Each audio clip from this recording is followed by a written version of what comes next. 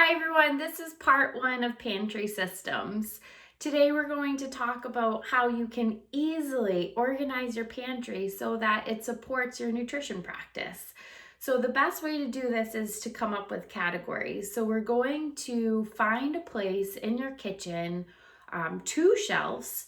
One is going to be our protein shelf, and then the other is going to be our grains. So just for an easy example, we're going to use these two shelves here and maybe the one up top, but we're going to start with these two shelves. So if you find just two shelves that are, the first one should be really eye level for you, and that's where we're going to put all of our proteins that fit into the pantry. So I went grocery shopping today and went to find some different proteins for us. So we have almond butter. Anything that is going to be over about even close to 7 grams per serving can be incorporated into your meal as a protein.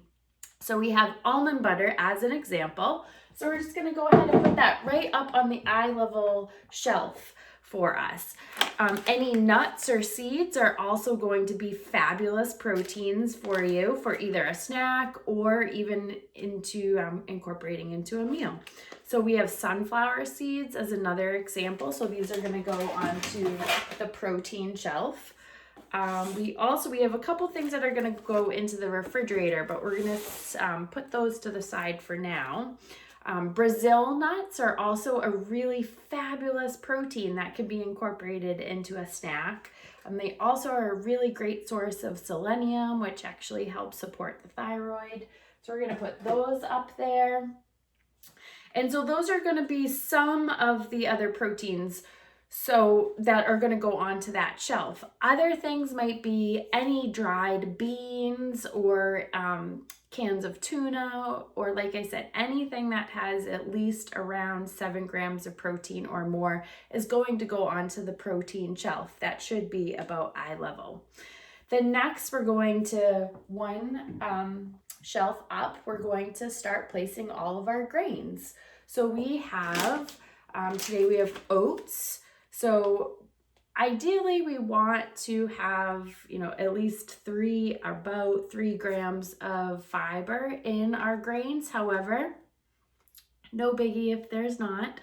We can always add fiber to that dish in other ways by adding vegetables or other proteins that might have a little bit of fiber in them. So oats are going to go up onto our grain shelf.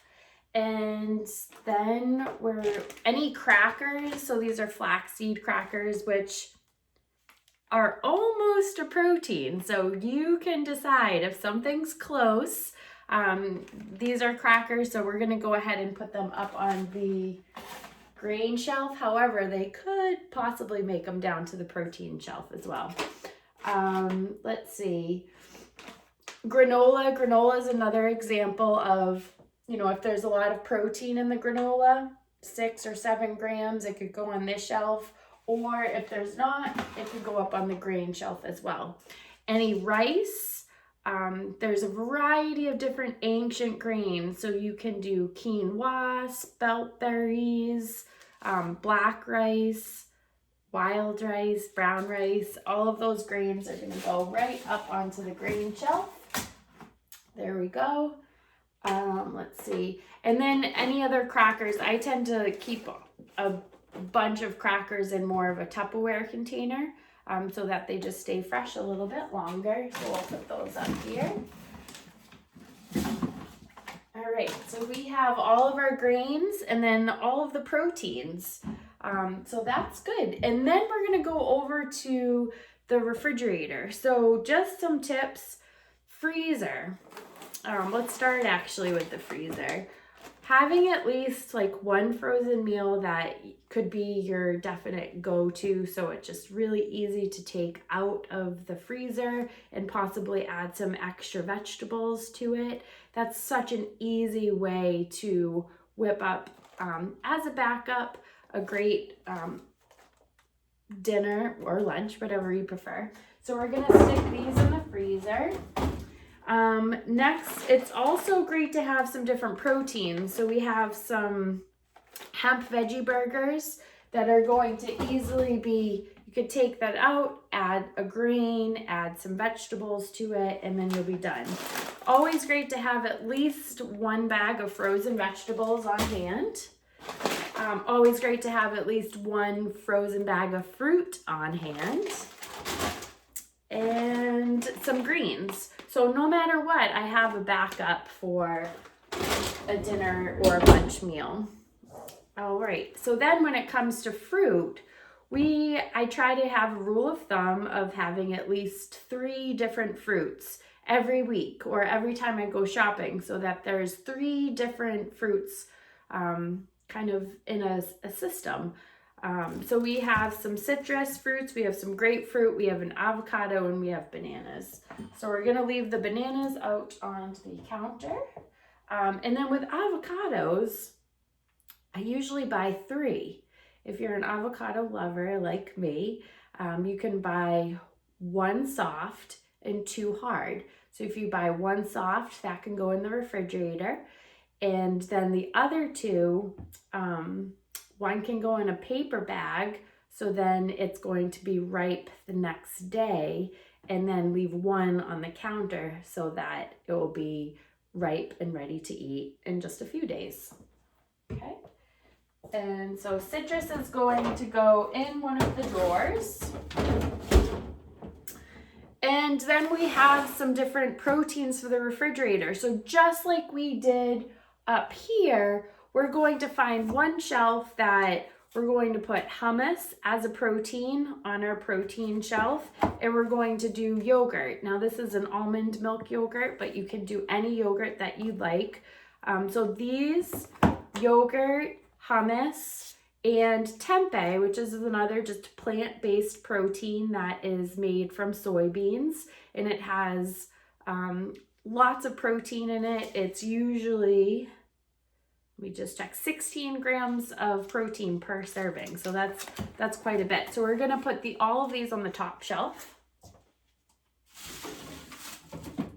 There we go.